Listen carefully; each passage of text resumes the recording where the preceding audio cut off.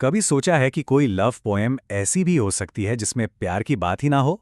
आज हम ए.के. रामानुजन की एक ऐसी ही बड़ी दिलचस्प और थोड़ी उलझी हुई कविता love poem for a wife one के मतलब को समझेंगे। तो चलिए इसी सवाल से शुरू करते हैं कि आखिर होता क्या है जब एक प्रेम कविता असल में प्यार के बारे में होती ही नहीं है। यही वो सवाल है जो इस कविता के सबसे बड़े विरोधाभास को सामने लाता है। तो सबसे पहले बात करते हैं इस कविता के टाइटल की ही, जो सुनने में तो एक लव पोएम लगती है, पर असल में ये टाइटल जानबूझकर थोड़ा गुमराह करने वाला है। असल में ये कविता प्यार का जश्न मनाने के बारे में है ही नहीं। ये तो एक मॉडर्न शादी में जो अलगाव होता है, जो दूरी आ जाती है, उस पर एक बहुत ही कह सकते हैं गहरा साइकोलॉजिकल ड्रामा है। और इसका टाइटल ही इसकी सबसे बड़ी आयरनी है। तो सवाल उठता है कि पति पत्नी के बीच ये जो दूरी आ रही है, कविता के हिसाब से इसकी जड़ क्या है? और कविता इसका जवाब बहुत सीधे और साफ शब्दों में देती है। पोएट लिखते हैं, सच में जो हमें अलग रखता है इतने सालों के बाद, वो है अनशेयर्ड चाइल्डहुड, यानी असाझा बचपन। तो ये असाझा बचपन या अनशेयर्ड चाइल्डहुड आखिर है क्या? देखिए, इसका मतलब है कि शादी में बंधे दो लोग एक दूसरे के बचपन को, उन शुरुआती सालों को, परिवार के किस्सों और उन निजी यादों को कभी भी पूरी तरह से महसूस नहीं कर सकते। वो यादें जिन्होंने उन्हें वो इंसान बनाया जो वो आज हैं। तो फिर पोएट अपनी इस बात को साबित कैसे करते हैं? बहुत ही दिलचस्प तरीके से। वो हमें पति और पत्नी दोनों के अतीत की अलग अलग दुनिया की सैर कराते हैं। एक तरफ पति का पास्ट है, उसकी यादें हैं, जैसे उसके पिता जो जोर जोर से गाकर नहाते थे, या उनकी स्माइलशन डायरी, मतलब वो डायरी जिसमें वो अच्छी अच्छी ज्ञान की बातें लिखते थे। और दूसरी तरफ है पत्नी का पास्ट, जिसकी यादों में गांव में कुत्ते की सवारी है और 7 पागल मौसियों की कहानियां हैं। ये सिर्फ यादें नहीं हैं, ये 2 अलग अलग यूनिवर्स हैं जो कभी मिल ही नहीं सकते। और यहीं पता चलता है कि कैसे ये यादें दोनों के बीच एक खाई की तरह हैं।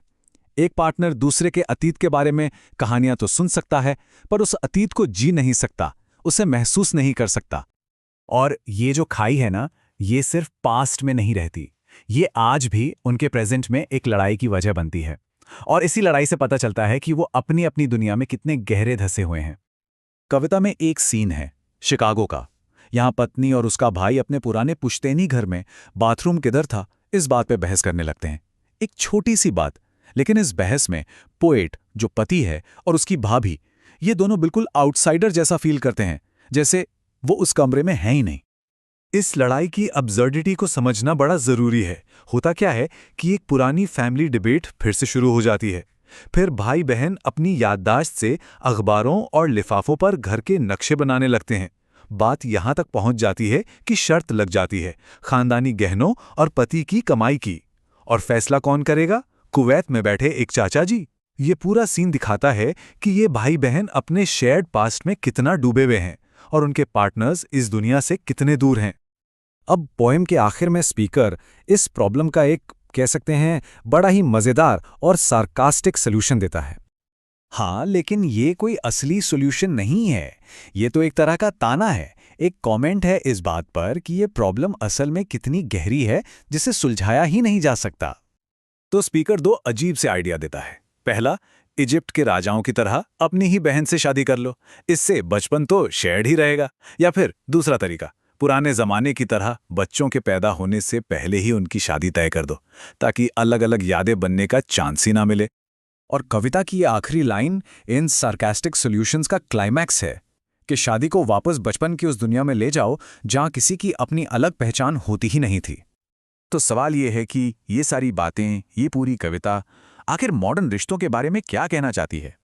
देखिए, ये कविता मॉडर्न मैरिज में जो एक दूरी होती है उसका एक बहुत ही इंटेलिजेंट क्रिटिक है। ये इस बात की तरफ इशारा करती है कि हर इंसान कहीं ना कहीं अकेला है। हमारी जो फैमिली हिस्ट्री है वो हमें इस तरह से बनाती है कि हमारा पार्टनर उस दुनिया को कभी पूरी तरह से समझ ही नहीं सकता। ये इस बात को भी सामने रखती है कि किसी दूसरे इंसान को पूरी तरह से जान लेना शायद नामुमकिन है। और ये कविता सिर्फ दूसरों पर उंगली नहीं उठाती, बल्कि इसमें शामिल हर किरदार की कमियों को भी दिखाती है। तो एक बात साफ है, ये नफरत से भरी कोई कविता नहीं है, बल्कि ये एक बहुत ही गहरी और थोड़ी ह्यूमरस ऑब्जर्वेशन है कि कैसे सबसे करीबी, सबसे इंटीमेट रिश्तों में भी एक अकेलापन हमेशा मौजूद रहता है। और आखिर में ये कविता हमें एक बहुत बड़े सवाल के साथ छोड़ जाती है। क्या दो अलग-अलग इतिहास, दो अलग-अलग अतीत कभी सच में एक होकर एक साझा जिंदगी बन सकते हैं?